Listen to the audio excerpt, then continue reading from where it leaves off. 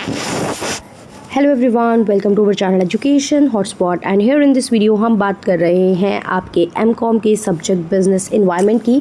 Subject code की बात करूँ तो सब्जेक्ट कोड इसका MCO04 है and why I am the right person to teach you this, कि मैं ये सब्जेक्ट आपको क्यों पढ़ा सकती हूँ। Because I myself belong from the commerce background and मैंने अपनी ग्रेजुएशन एंड पोस्ट ग्रेजुएशन जो है वो कॉमर्स से करी है एंड इन द ईयर 2014 में मैंने ये एमकॉम और इग्नू से ही मैंने मास्टर्स करी है। माई graduation is from Delhi University and my master is from IGNOU. So I very well know the structure and the pattern of this. हाँ, although इस बात को 10 से 11 साल हो गए हैं but still the subject the content is same and उसके बाद भी मुझे मल्टीपल ईयर्स का स्टूडेंट को पढ़ाने का एक अच्छा खासा एक्सपीरियंस है। अदर देन दैट चैनल पे आप देखते हो कि MA सोशोलॉजी की भी वीडियो है। सो वाई आई मतलब वो चीज़ जो है वो मैं क्यों पढ़ा रही हूँ चैनल पे, तो बिकॉज मैंने मास्टर सोशोलॉजी से भी की हुई है, सोशोलॉजी से भी मैंने मास्टर की है। तो ये जो सब्जेक्ट देखिए, पढ़ाना इज़ व्हाट, पढ़ाने की स्किल्स आप में होती हैं अगर आप किसी चीज़ को समझ पा रहे हो। For example, not every one can be the good teachers. हर कोई अच्छा टीचर नहीं बन सकता। टीचर मतलब क्या है कि स्किल की सामने वाले को आप अपनी बात समझा पाओ इन द वे जिस वे में उस पर्सन को समझ में आ रही है। This is what teaching is all about as for me. मेरे अकॉर्डिंग यही टीचिंग है। ये नहीं दिखाना है मुझे कि मुझे कितना आता है, मुझे ये बताना है, मुझे ये ट्राई करना है कि आप लोग चीज़ों को, स्टूडेंट्स जो होते हैं वो टॉपिक्स को एक बेटर तरीके से इजी सिंप्लीफाइड वे में अंडरस्टैंड कर पाए, राइट। सो या दैट्स वाई अर्लियर यहाँ पे चैनल पे आपको MA सोशोलॉजी की भी वीडियो मिलेंगी।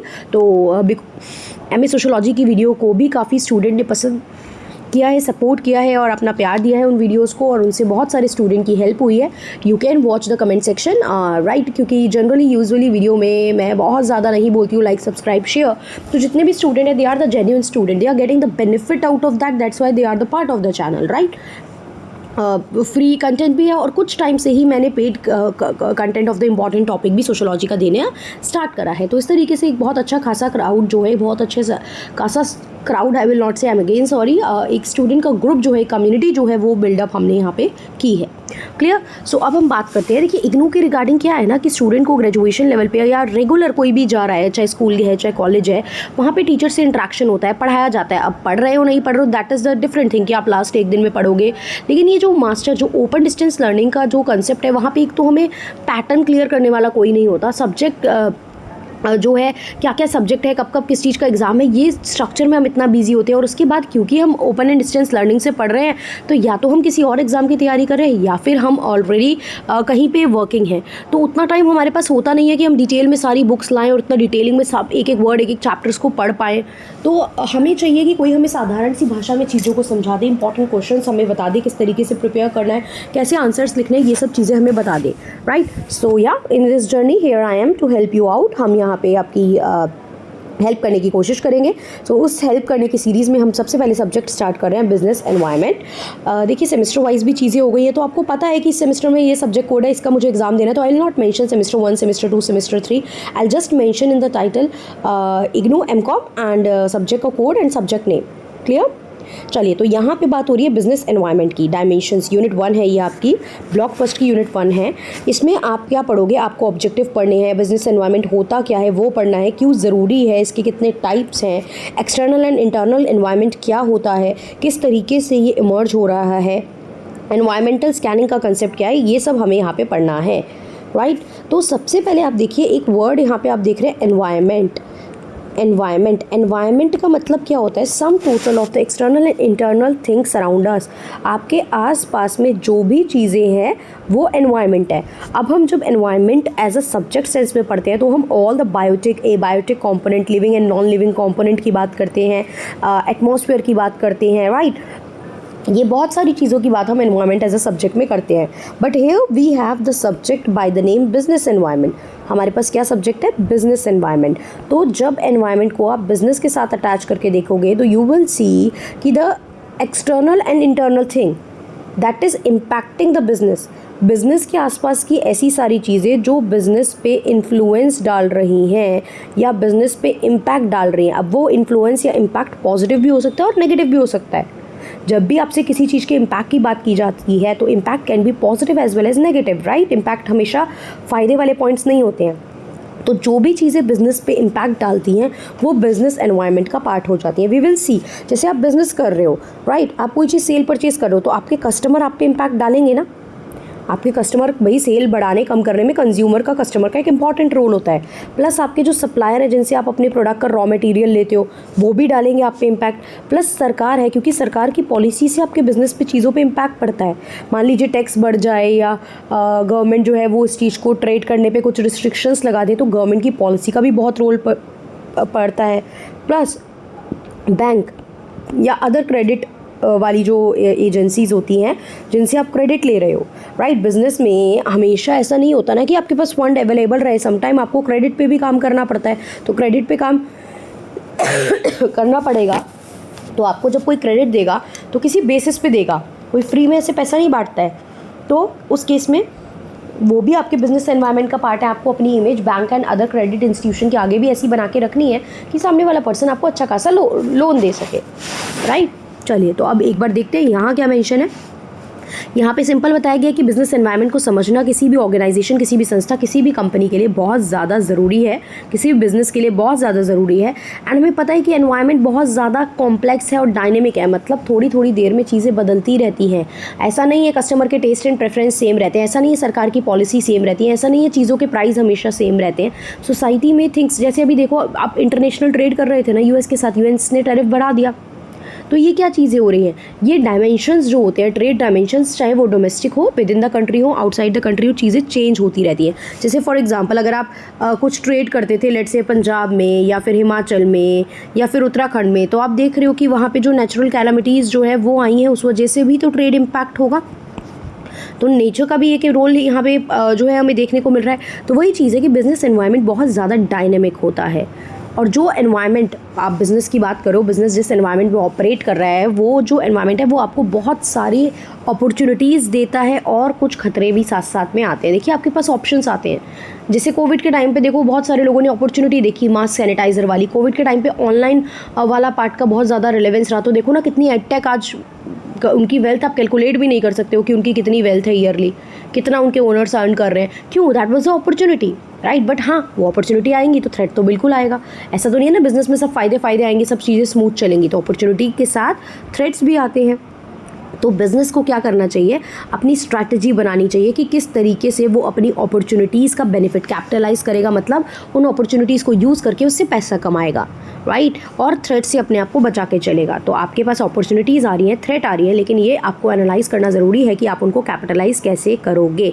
और इस चैप्टर में आप यही चीज़ देखोगे कि बिज़नेस एनवायरनमेंट होता क्या है, उसके अलग अलग कॉम्पोनेंट क्या हैं, क्या क्या चीज़ें हैं जो बिज़नेस पे इम्पैक्ट डालती हैं। तो यहाँ पे आ गया कंसेप्ट ऑफ बिजनेस एनवायरनमेंट। अगर हम बात करें तो बिजनेस एनवायरनमेंट का डेफिनेशन इन्होंने क्या बताया, याद करना पड़ेगा, क्योंकि अगर इससे रिलेटेड बेसिक क्वेश्चन आएगा एग्जाम में तो आपको सबसे पहले स्टार्ट तो बिजनेस एनवायरनमेंट की मीनिंग से ही करना पड़ता है, राइट। तो बिजनेस एनवायरनमेंट में be define as the total surrounding. आज एनवायरनमेंट मतलब क्या होता है, टोटल सराउंडिंग्स, राइट। और बिजनेस एनवायरनमेंट क्या हो गया, total surrounding which have direct और indirect bearing on the business activity, जिसका आपके बिजनेस पे या तो बिल्कुल डायरेक्ट, जैसे कस्टमर का तो बिल्कुल डायरेक्ट इम्पैक्ट पड़ेगा, कस्टमर बढ़े सेल बढ़ी, कस्टमर कम हो गए तो सेल कम हो गई, तो या तो डायरेक्ट या इनडायरेक्ट इम्पैक्ट पड़ता है। गवर्नमेंट की पॉलिसी का भी इनडायरेक्ट इम्पैक्ट पड़ रहा है। गवर्नमेंट अगर टैक्स टैरिफ बढ़ा रही है तो आपको अब पैसा कम गवर्नमेंट को देना पड़ जाएगा, तो आपके पास फंड कम रह जाएगा बिजनेस में लगाने के लिए। तो बहुत सारी ऐसी चीज़ें होती हैं जो डायरेक्ट या इनडायरेक्ट फॉर्म में हमारे बिजनेस को इम्पैक्ट करती हैं, और वही चीज़ें हमारी किस में आती है, बिजनेस एनवायरनमेंट में आती हैं। तो business environment refers to the external factor which may influence the function of the business. लेकिन कुछ लोगों ने बिजनेस एनवायरनमेंट को बहुत ब्रॉडर सेंस में बताया। उन्होंने बताया कि बिजनेस सिर्फ बाहरी चीज़ों से बिजनेस पे इम्पैक्ट नहीं पड़ता, बिजनेस के अंदर भी बहुत सारी चीज़ें, आपकी संस्था, आपकी ऑर्गेनाइजेशन, आपकी कंपनी के अंदर भी बहुत सारी चीज़ें ऐसी होती हैं जो आपके बिजनेस में इम्पैक्ट डालती है, बिजनेस को इम्पैक्ट करती है। जैसे कि आपके जो कंपनी में काम करने वाले एम्प्लॉयज़ हैं, एम्प्लॉयज़ कितने एफिशिएंट हैं, एम्प्लॉय की सैलरी कितनी है, इसका भी तो बिज़नेस पे रोल प्ले पड़ता है। आपका मैनेजमेंट किस तरीके से वर्क कर रहा है, मैनेजमेंट की क्या पॉलिसी, क्या स्ट्रैटेजी है, उसका भी बिज़नेस पे इम्पैक्ट पड़ता है। तो ये सब इंटरनल आपके जो है एनवायरनमेंट में आते हैं। इंटरनल एनवायरनमेंट में वो सारी चीज़ें जाती हैं जो बिज़नेस का पार्ट है डायरेक्टली, और एक्सटर्नल एनवायरनमेंट में आउटसाइड, जो बिज़नेस का, ऑर्गेनाइजेशन का डायरेक्ट पार्ट नहीं है। तो यहाँ पे देखते हैं एक्सटर्नल एनवायरनमेंट में क्या चला गया, आपकी इकोनॉमी, कंट्री की, आपकी जो स्टेट है या जो भी आपका जिस जगह से आप बिलोंग करते हो, वहाँ की economic, social cultural, political, technological, ecological, legal, regulatory, मतलब वहाँ क्या लॉ है, वहाँ की सरकार कैसी नीतियाँ, कैसी पॉलिसी फॉलो कर रही है, टेक्नोलॉजी किस तरीके की है आपके यहाँ पे। जैसे आप देखो तो बहुत सारी कंट्री हैं जो इंडिया के आगे बहुत हाईली टेक्नोलॉजी जो है, हाई टेक्नोलॉजी यूज़ कर रही हैं, और बहुत सारी कंट्रियाँ इंडिया से भी अंडर डेवलप्ड है जहाँ पे टेक्नोलॉजी जो है वो उतनी ज़्यादा अप टू द मार्क नहीं है। तो टेक्नोलॉजी से भी डेवलपमेंट और टेक्नोलॉजी से भी आपके जो बिज़नेस है उस पर इम्पैक्ट पड़ता है। तो ये सारी चीज़ें जो है ये एक्सटर्नल एनवायरनमेंट में आती हैं, राइट। ये सारी एक्सटर्नल एनवायरनमेंट में आती हैं, और इंटरनल में मैंने आपको बताया आपके एम्प्लॉय हो गया, मैनेजमेंट हो गई, ये सब इंटरनल एनवायरनमेंट का पार्ट होता है। तो survival and success of any business, किसी भी बिजनेस, कोई बिजनेस चलेगा या वो सक्सेसफुल होगा, ये डिपेंड करता है इंटरनल एंड एक्सटर्नल फैक्टर दोनों पे, राइट। लेकिन जनरली जो लिखने के फॉर्म में देखा जाता है वो लिखा जाता है कि बिजनेस एनवायरनमेंट पे सारे एक्सटर्नल फैक्टर और फोर्सेस आते हैं जो फर्म के डायरेक्ट कंट्रोल में नहीं है। देखिए, फर्म अपनी एम्प्लॉय की सैलरी को, अपनी मैनेजमेंट को तो कंट्रोल कर सकती है, लेकिन फर्म ये तो कंट्रोल नहीं कर सकती ना कि पॉलिटिकल सरकार का क्या डिसीजन आएगा। फर्म अकेली ये कंट्रोल तो नहीं कर सकती ना कि इन्फ्लेशन आएगी, डिफ्लेशन आएगी, रिसेशन आएगा, बूम आएगा। तो ये सारे फैक्टर जो होते हैं एक्सटर्नल वाले, वो फर्म के कंट्रोल में नहीं होते हैं। क्लियर? एक्सटर्नल एनवायरनमेंट और not under the direct control of the business. Business environment को हम फर्दर ये भी कह सकते हैं कि ये होते हैं इकोनॉमिक और नॉन इकोनॉमिक। इकोनॉमिक फैक्टर्स वो होते हैं जो मॉनेटरी चीज़ों से रिलेटेड होते हैं, जैसे कि फिस्कल पॉलिसी, सरकार जो है वो अपने खर्चे और इनकम को किस तरीके से यूज़ कर रही है। मॉनेटरी पॉलिसी अब मैं ये डिटेल में नहीं समझा रही हूँ, ये इकोनॉमिक्स, मैक्रो इकोनॉमिक्स के बैंकिंग चैप्टर का पार्ट होता है, monetary policy and fiscal policy. Monetary policy में आरबीआई कोशिश करता है कि वो मार्केट में इन्फ्लेशन डिफ्लेशन ना रहे, जनता पब्लिक के पास ज़्यादा पैसा भी ना हो और कम पैसा भी ना हो। और फिस्कल पॉलिसी में सरकार कोशिश करती है अपने खर्चे और इनकम को बैलेंस करके कि लोगों के पास इन्फ्लेशन एंड डिफ्लेशन जैसी सिचुएशन हमारी इकोनॉमी में ना आए। तो ये सब आपकी इकोनॉमिक सिस्टम, आपके इंडस्ट्रियल पॉलिसी, इकोनॉमी डेवलपमेंट किस तरीके से हो रही है, ये सब इकोनॉमिक फैक्टर्स हैं, ये सब इकोनॉमिक एनवायरनमेंट है बिजनेस के। और नॉन इकोनॉमिक में हो गए आपके cultural is not related to money ना। पॉलिटिकल और लीगल क्या लॉ बन रही है, पॉलिटिकल डिसीजन क्या आ रहे हैं, पॉलिटिकल जजमेंट क्या आ रही है, टेक्नोलॉजी, नेचर, ये सारी चीज़ें वो हैं जो नॉन इकोनॉमिक में जाती हैं। क्लियर? अब दोनों इकोनॉमिक एंड नॉन इकोनॉमिक दोनों एक दूसरे से इंटरेक्ट करते हैं। आप ऐसा नहीं कर सकते हो कि इनको बिल्कुल आइसोलेशन में रख दो कि इकोनॉमिक बिल्कुल सेपरेट, नॉन इकोनॉमिक अलग। नहीं, ये सब आपस में रिलेटेड होते हैं, सबका एक दूसरे पे इम्पैक्ट पड़ता है। अगर सरकार ने टैक्स बढ़ाया है तो आपको सरकार को ज़्यादा पैसे देने पड़ेंगे। तो टैक्स इकोनॉमिक चीज़ों से भी कनेक्ट हो रहा है। जीएसटी आया, एक नया कानून आया, एक नए कानून आने से टैक्सेशन सिस्टम, इकोनॉमी में चेंज आया। तो ये क्या है, ये इकोनॉमिक और लॉ, लीगल, हर चीज़ में इम्पैक्ट आया। तो जितने भी ये बिज़नेस के एनवायरनमेंट हैं, दे आर कम्प्लीटली, आप इनको आइसोलेट भी नहीं कर सकते और कम्प्लीटली मर्ज भी नहीं कर सकते हो। ऐसा नहीं है कि कम्प्लीटली एक ही है या बिल्कुल अलग है। तो इकोनॉमिक एनवायरनमेंट जो है वो डिटरमाइन करता है कई बार नॉन इकोनॉमिक को, और नॉन इकोनॉमिक जो है वो भी इकोनॉमिक पे इम्पैक्ट डालता है। जैसे कि कई बार इकोनॉमिक कंडीशन पे सोसाइटी की जो नॉर्म्स है, वैल्यूज़ है, उनका भी फ़र्क होता है। मैंने आपको एग्जांपल वैसे बता ही दिया अभी कि किस तरीके से जीएसटी का दो डबल साइड इम्पैक्ट पड़ रहा है, टैक्स बढ़ा रहे हो उसका इम्पैक्ट पड़ रहा है। तो each critical element of economic environment, सारे जो एनवायरनमेंट हैं, इकोनॉमिक एनवायरनमेंट के जो फैक्टर्स हैं, कंपोनेंट्स हैं, चाहे वो फिस्कल पॉलिसी हो, मॉनेटरी पॉलिसी हो, चाहे वो इंडस्ट्रियल पॉलिसी हो, वो नॉन इकोनॉमिक एनवायरनमेंट से इंटरैक्ट करती है, तभी जाके ये पूरा बिजनेस एनवायरनमेंट क्रिएट होता है। देखिए, इंडस्ट्रियल पॉलिसी आई, इकोनॉमी है, लेकिन लाने वाले लोग तो शायद पार्लियामेंट में बैठ के लॉ बनाया होगा, लॉ को पास करा होगा, एक बिल को एक्ट बनाया होगा, तभी तो बनी। तो इसीलिए इकोनॉमिक नॉन इकोनॉमिक दोनों एक दूसरे पे इम्पैक्ट डालते हैं। किसी भी बिज़नेस के सक्सेस जो है वो इस बात पे डिपेंड करती है कि किस तरीके से उसके जो एनवायरनमेंट है बिज़नेस का, वो उस पर इम्पैक्ट डाल रहा है। क्लियर? अब इसकी सिग्निफिकेंस क्या है बिजनेस एनवायरनमेंट की, व्हाट इज़ द रिलेवेंस और इम्पॉर्टेंस ऑफ बिजनेस जो एनवायरनमेंट है इसका। सबसे पहली बात, बिजनेस एनवायरनमेंट जो है वो डायनेमिक है। डायनेमिक मतलब वो चीज़ें that keeps on changing. Dynamic वो चीज़ें होती है जो टाइमली चेंज होती रहती है। मैंने आपको बताया, अब क्या सरकार सेम रहती है 10, 20, 15, 40 सालों तक? पॉलिसी सेम रहती हैं, लॉ सेम रहते हैं? नहीं रहते हैं। तो इसी तरीके से बिज़नेस की अगर हम बात करें, over a period of time market में भी बहुत सारे चेंजेस आते रहते हैं, चाहे इकोनॉमिक हो, सोशल हो, टेक्नोलॉजी हो। आप अपनी टेक्नोलॉजी भी चेंज करते हो, इकोनॉमिकली भी शायद आपके कस्टमर बढ़ जाएँ, चीज़ों का प्राइस बढ़ जाए, कस्टमर कम हो जाएँ। तो आपको इन सब चीज़ों पर ट्रैक रखना पड़ता है, और कुछ अगर इशू आ रहा है या कुछ चैलेंज आ रहा है तो वो भी आपको फेस करना पड़ता है इसमें। Business environment is complex. देखिए अब जितने भी बिजनेस एनवायरनमेंट के आप कंपोनेंट्स देखते हो ना, इकोनॉमिक, पॉलिटिकल, लीगल, ये सब आपस में इंटरकनेक्टेड है, एक का इम्पैक्ट दूसरे पे पड़ता है। तो इन सबको समझना, किसका दूसरे पे कैसे इम्पैक्ट पड़ रहा है, कौन किसको कैसे इन्फ्लुएंस कर रहा है, कौन किसके साथ किस तरीके से इंटरेक्ट कर रहा है, ये थोड़ा सा कॉम्प्लेक्स पार्ट हो जाता है। तो एनवायरनमेंट में बहुत सारे फैक्टर्स जाते हैं, राइट। फैक्टर्स जैसे कि द फैक्टर्स, इवेंट्स और ये जो इम्पैक्ट जो पड़ते हैं, ये एक दूसरे से इंट्रैक्शन की वजह से ही होते हैं, जो भी मैंने आपको इकोनॉमिक, नॉन इकोनॉमिक में एग्जांपल देके बताया है, राइट। लेकिन कंप्लीटली किसका किस पे कितना इम्पैक्ट पड़ेगा, क्या इम्पैक्ट पड़ेगा, इसको ग्रैस्प कर पाना, समझ पाना कई बार मुश्किल हो जाता है। और कई बार इकोनॉमिक डिसीजन की वजह से या पॉलिटिकल में कुछ इश्यूज़ क्रिएट हो जाते हैं। पॉलिटिकल ऐसा डिसीजन ले लिया जाता है कि इकोनॉमी पे इम्पैक्ट पड़ रहा है, तो ये चीज़ें आपस में बहुत ज़्यादा कॉन्फ्लिक्टिंग हो जाती हैं। Plus business environment multi facet है। मल्टी फेसेड का मतलब क्या होता है कि बिजनेस एनवायरनमेंट में कोई एक कंपोनेंट नहीं है। Political, legal, technological, economic, socio cultural, ये सारी चीज़ें मिलके बिजनेस एनवायरनमेंट को क्रिएट कर रही हैं, राइट। तो बिजनेस एनवायरनमेंट जो है वो सिर्फ एक चीज़ पे इम्पैक्ट नहीं पड़ता, और बिजनेस एनवायरनमेंट का impact sometime person to person भी वेरी करता है। आप चीज़ों को कैसे समझ रहे हो सकता है आप किसी चीज़ को थ्रेट ले रहे हो और मैं उसी चीज़ को अपॉर्चुनिटी ले रही हूँ। तो पर्सन टू पर्सन, पर्सन के परसेप्शन पे, पर्सन के व्यू पॉइंट पे, पर्सन के थॉट प्रोसेस पे भी बिजनेस एनवायरनमेंट की स्टडी और उसको समझना डिपेंड करता है। फिर बिजनेस एनवायरनमेंट का फार रीचिंग इम्पैक्ट होता है। फार रीचिंग मतलब ऐसा नहीं है ना आज करा और आज आपने अप्लाई करा, कंपनी में 2 दिन तक ये इम्पैक्ट चलेगा। जो भी चीज़ें आती हैं उसका इम्पैक्ट जो होता है वो कंटिन्यूटी में चलता है। ग्रोथ पर्सपेक्टिव की बात करते हो आप, कोई भी एनवायरनमेंट वाली चीज़ या बिजनेस एनवायरनमेंट का मतलब अब आप सबको पता है कि वो सारी चीज़ें जिनका बिजनेस पे इम्पैक्ट पड़ रहा है। तो वही चीज़ है, आप जो चीज़ें हैं, फॉर एग्जांपल आप सेल डिमांड बढ़ाने की बात करो तो आप बढ़ाने की बात करो सो दैट प्रॉफिट बढ़ेगा तो सस्टेनेबिलिटी में चलेगा बिजनेस। तो ये जितने भी एनवायरनमेंट चेंज जो है, जो प्रोडक्ट की डिमांड पे भी इम्पैक्ट डालते हैं, तो वो प्रॉफिटेबिलिटी पे कहीं ना कहीं इम्पैक्ट पड़ता है। तो आपको ये सोच के चलना है कि कैसे लंबे समय तक हम इन एनवायरनमेंट को बैलेंस करें, स्ट्रैटेजी बना के चले कि हमारा बिजनेस जो है वो सर्वाइव कर पाए और ग्रोथ कर पाए। क्लियर?